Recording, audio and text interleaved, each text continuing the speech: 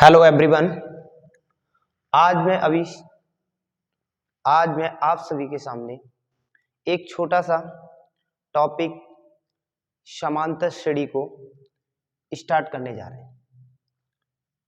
देखिए, सबसे पहले बात करें समांतर श्रेणी क्या है। यानी कि श्रेणी मतलब श्रृंखला। श्रृंखला जैसे कोई भी श्रृंखला है जिसमें प्रत्येक जो तत्व हैं या अंक हैं उनका अंतर होगा, वो समान होगा, उसे हम क्या कहते हैं? समांतर श्रेणी। देखिए, समांतर श्रेणी को हम इसमें दो चीजें होती हैं। अगर इसको हम nवां पद ज्ञात करना चाहें या इस श्रेणी में जो भी नंबर्स हैं उनका योग ज्ञात करना चाहें, वो किस तरह से ज्ञात करेंगे वो हम लोग आज पढ़ेंगे। देखिए, सबसे पहले हम बात करते हैं समांतर श्रेणी की। समांतर श्रेणी, इसको हम कहते हैं अर्थमेटिक प्रोग्रेशन, लेकिन इसको हम शॉर्ट में एपी बोल देते हैं, एपी। ठीक है। अब इसमें दो चीजें होती है। एक, जब हम स्टार्ट करते हैं तो पहला पद होता है और अंत में जाके उसे अंतिम पद कहते हैं। तो देखिए, जब इसको हम दो चीजों की बात करें और फिर इसके जो अंक होते हैं उनके जो एक दूसरे के अंक के बीच का जो अंतर होता है वो समान होता है, जिसको हम सार्वअंतर कहते हैं। देखिएगा, हम प्रथम पद को किससे नोट करते हैं? प्रथम पद को हम ए से, और इसके बाद इसको है सार्वअंतर। सार्वअंतर मतलब सभी में अंतर, सभी में अंतर समान हो, उसी को हम कहते हैं समांतर श्रेणी। देखिए, प्रथम पद ए है, सार्वअंतर डी है। अब इसमें हम क्या करेंगे? सबसे पहले इसका हम रूप देखेंगे समांतर श्रेणी का। तो समांतर श्रेणी अगर हम अपने रूप से बनाएंगे तो क्या होगी? समांतर श्रेणी का रूप। तो ये होता है, देखो, प्रथम पद तो ए ही रहेगा, नेक्स्ट जो पद होगा वो ए प्लस डी, अगला पद की बात करेंगे तो ए प्लस 2d, अगले पद की बात करेंगे तो A plus 3d, dot dot dot, इस तरह से हम इसको n पदों तक कर सकते हैं। देखिए, यहां एक चीज तुम्हें समझ में आई होगी, क्या चीज है वो देखिए। ये प्रथम पद है ए, इसमें d जुड़ा ही नहीं है। ये द्वितीय पद है, इसमें केवल एक d जुड़ा है। ये तृतीय पद है, इसमें केवल 2d जुड़ा है। ये तृतीय चतुर्थ पद है तो इसमें एक 3d जुड़ा है। तो यहां से मुझे एक निष्कर्ष निकल के आ रहा है। क्या निकल के आ रहा है? ए प्लस डी है ही नहीं, तो इसमें एक कम डी, यानी कि दूसरा पद है तो ए प्लस एक कम डी, तृतीय पद है तो ए प्लस एक कम डी मतलब 2d, चतुर्थ पद है तो ए प्लस 3d मतलब एक कम डी। अगर हम इसी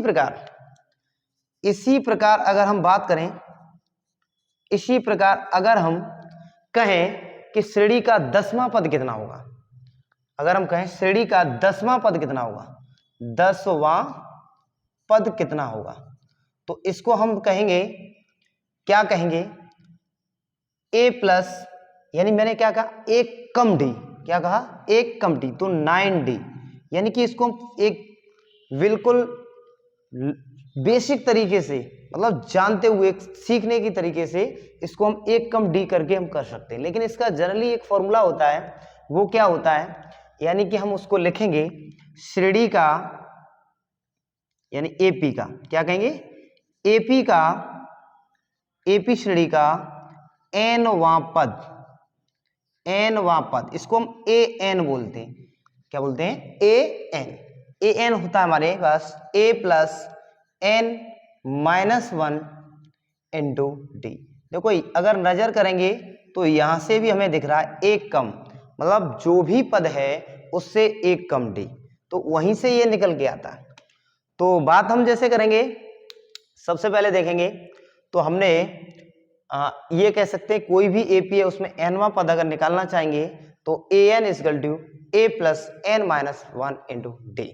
अगर हम शॉर्ट का रूप देखेंगे तो इस तरह से हम जानेंगे, जैसे हमें 100वां पद ज्ञात करवाएगा तो a प्लस एक कम डी मतलब 99d होगा, एक कम 99d होगा। तो इसी तरह से एक फॉर्मूला ये हो जाएगा हमारे समांतर श्रेणी में। आगे चलते हैं हम।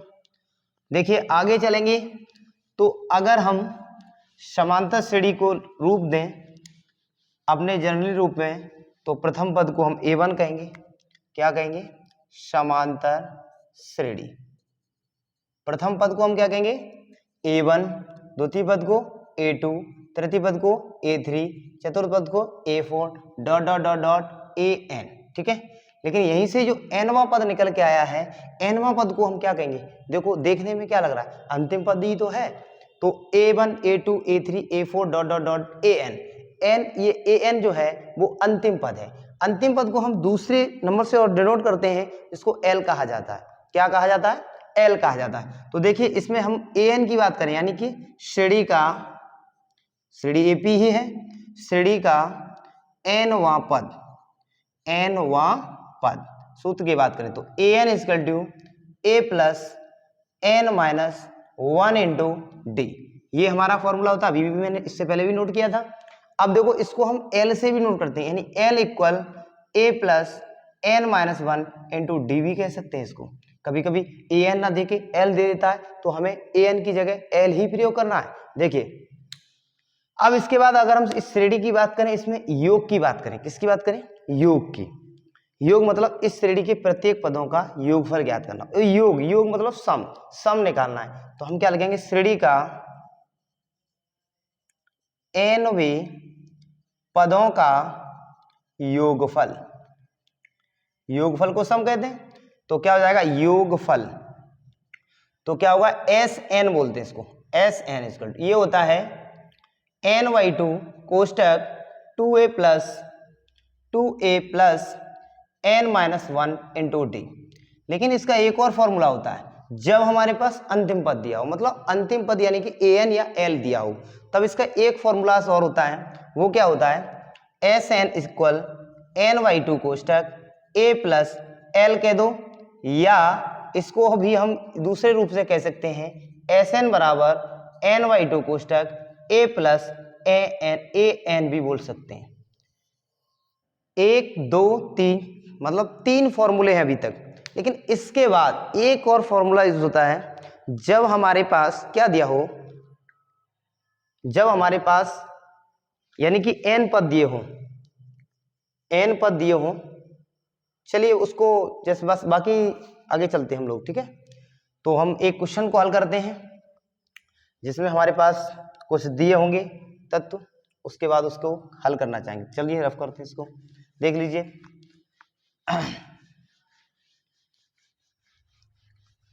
चलते हैं आगे। ये क्वेश्चन देते हैं एग्जांपल के तौर पर, जैसे हमारे पास कोई श्रेणी है, उसमें nवां पद ज्ञात करना है।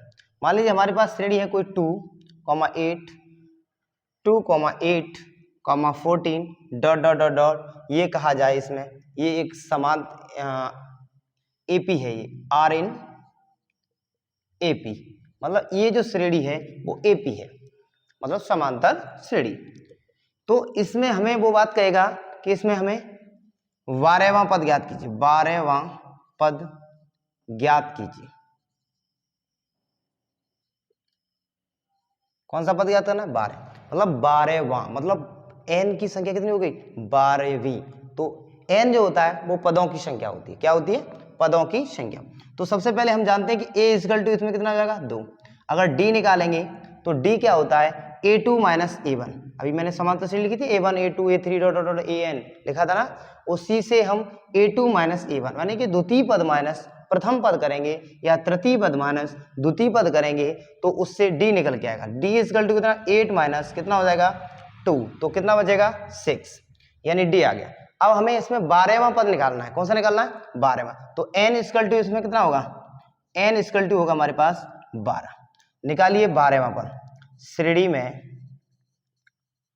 12वां पद, तो इसको क्या कहेंगे? A12। क्या कहेंगे? A12। A12 equal to A plus n की जगह कितना रखा? 12 माइनस 1 इंटू, अच्छा ऐसे करते हैं, पहले हम इसका फॉर्मूला लिख देते हैं। AN equal to A plus n minus 1 into D. देखिए हम इसमें n की जगह कितना रखेंगे? 12। तो A12 equal to A plus 12 minus 1 into D. रखेंगे वैल्यू इसमें, तो क्या हो जाएगा? A12 इक्वल A प्लस कितना हो जाएगा? ये 11D दोनों वैल्यू हमारे पास है। A12 इक्वल टू ए का वैल्यू कितना है 2 प्लस 11 इनटू कितना हो जाएगा 6। इसकी मल्टीप्लाई करेंगे तो कितना आएगा ये 2 मल्टीप्लाई 11 का 6 में करेंगे तो कितना हो जाएगा 66 इक्वल कितना हो गया 68। जो हमारा फाइनली आंसर होगा वो कौन सा, यानी कि 68, जो 12वां पद होगा वो 68 होगा। यही हमारा फाइनल आंसर होगा। ठीक, इस तरह से करते। लेकिन हमने एक शॉर्ट ट्रिक भी बताई थी, कौन सा पद ज्ञात करना है 12, तो 12 पद ज्ञात करना तो a प्लस क्या हो रहा है 1 कम d, 12 1 कम d, बात वही है पर।